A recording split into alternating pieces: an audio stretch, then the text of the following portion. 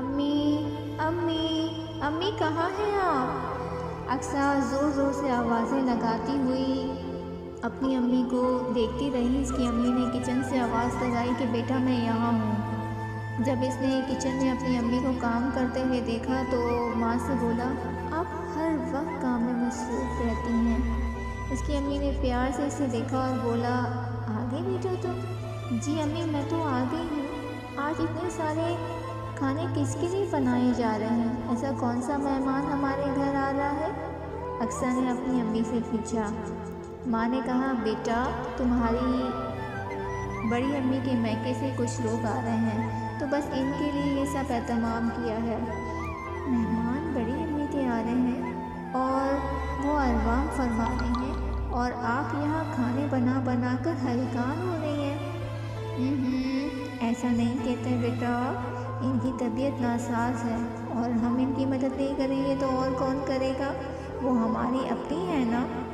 تو اقصیٰ نے جھٹ سے کہا تو ہم ان کو صرف کام کے وقت ہی کیوں یاد آتے ہیں؟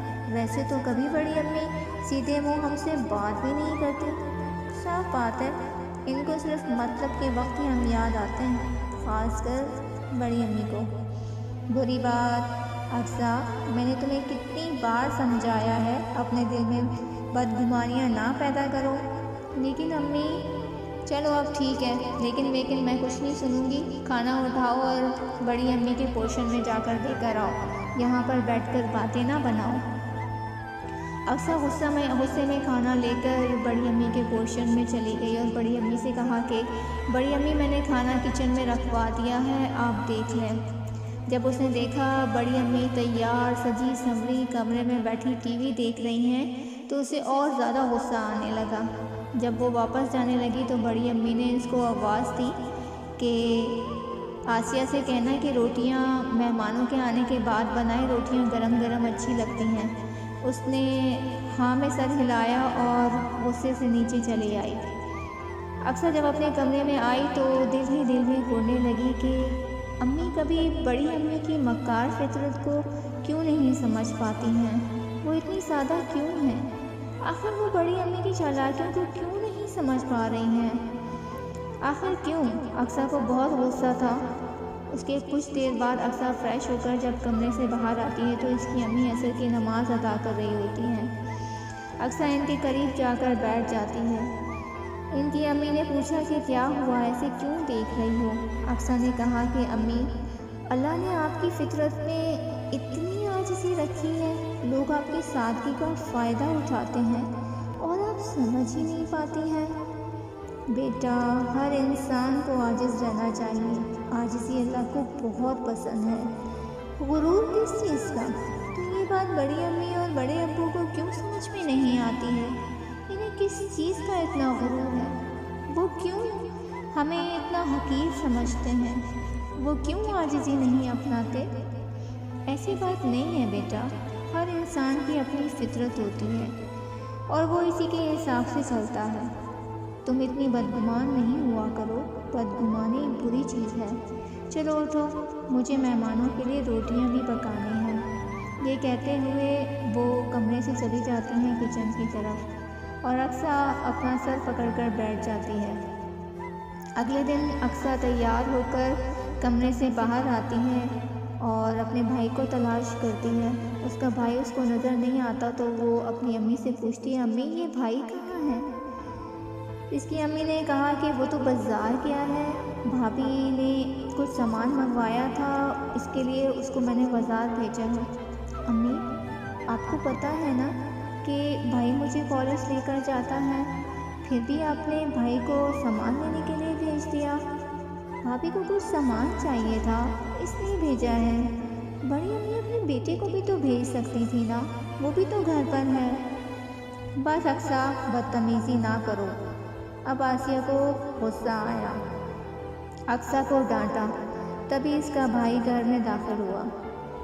ارے بھائی کہاں رہ گئے تھے آپ کو پتہ ہے نا مجھے کالج جانا ہوتا ہے۔ اقصیٰ میری بائک خراب ہو گئی تھی، مجھے اسی لیے دیر ہو گئی ہے، تو اب ہم کالج کیسے جائیں گے؟ امی آپ بڑی امی سے عامر بھائی کی بائک کی چابی لے کر آئیں۔ آسیہ نے ہاں میں سر ہلایا اور اوپر چلی گئی۔ بھابھی یہ سامان عامر لے آیا ہے، کیا فراز کی بائک کی چابی مل سکتی ہے؟ وہ دراصل عامر بازار گیا تھا آپ کا سامان لینے کے لیے، تو اس کی بائک خراب ہو گئی ہے اور اب اس کو اقصیٰ کو پالش لے کر جانا ہے۔ دیکھو آسیہ، فراز اپنی چیزیں کسی سے شیئر نہیں کرتا ہے، اس لیے میں اس کی بائک کی چابی تمہیں دے نہیں سکتی ہوں۔ بہتر یہ ہے کہ عامر اقصیٰ کو رکشے پر چھوڑ آئے۔ جی بہتر بھابھی۔ آسیہ بیچاری اتنا سا منہ لے کر واپس نیچے آ گئی۔ کیا ہوا امی، مل گئی چابی؟ نہیں بیٹا، تم تو جانتی ہو فراز کو یہ بات بالکل بھی پسند نہیں ہے کہ اس کی چیزیں کوئی دوسرا استعمال کرے۔ اوہ تو یہ بات ہے۔ امی یہ بولے نا کہ بڑی امی نے آپ کو چابی دینے سے انکار کر دیا ہے۔ ساری فرما برداری تو ہم پر فرض ہے نا، انہیں تو کسی رشتے کا کوئی پاس نہیں۔ ایسی بات نہیں ہے اقصیٰ، بھابھی تو خود شرمندہ ہو رہی تھیں۔ بس کیا کریں، فراز کو یہ نہیں پسند ہے نا۔ امی آپ کو کچھ نہیں پتہ، میں سب کچھ سمجھ رہی ہوں۔ چھوڑیں، اب مجھے کالج ہی نہیں جانا ہے۔ اقصیٰ غصے میں اپنے کمرے میں چلی جاتی ہے اور آسیہ بیگم اس کو آواز دیتی رہ جاتی ہیں۔ السلام علیکم، کیا حال ہے، کیسے ہیں آپ سب؟ اقصیٰ کے والد گھر میں تشریف لاتے ہیں اور سلام کرتے ہیں اور سب ان کو سلام کا جواب دیتے ہیں۔ اقصیٰ بیٹا جاؤ بابا کے لیے پانی لے کر آؤ۔ اقصیٰ نے پانی اپنے بابا کو دیا تو اتنے میں اوپر سے فراز نیچے آیا اور بولا، چھوٹے ابو، چھوٹی امی، آپ دونوں کو اوپر بابا بلا رہے ہیں۔ بنا کسی سلام کے وہ یہ میسج دے کر وہاں سے چلا جاتا ہے۔ اقصیٰ کو بڑا غصہ آتا ہے۔ دیکھا امی، آپ نے فراز کو سلام تک نہیں کیا۔ ویسے تو بڑی امی آپ کو ہر وقت تربیت کا لیکچر دے رہی ہوتی ہیں، تھوڑا اپنے بچوں کو بھی سکھا دیں بڑوں سے کیسے بات کی جاتی ہے۔ بری بات اقصیٰ، بڑوں کے لیے ایسا کچھ بھی نہیں کہا جاتا ہے، اور فراز ابھی بچہ ہے، آہستہ آہستہ سیکھ جائے گا، سب کچھ آ جائے گا۔ اس بار اس کے بابا نے اس کو ڈانٹا تو وہ بالکل چپ ہو گئی اور اقصیٰ کے بابا اور اماں دونوں اوپر چلے گئے۔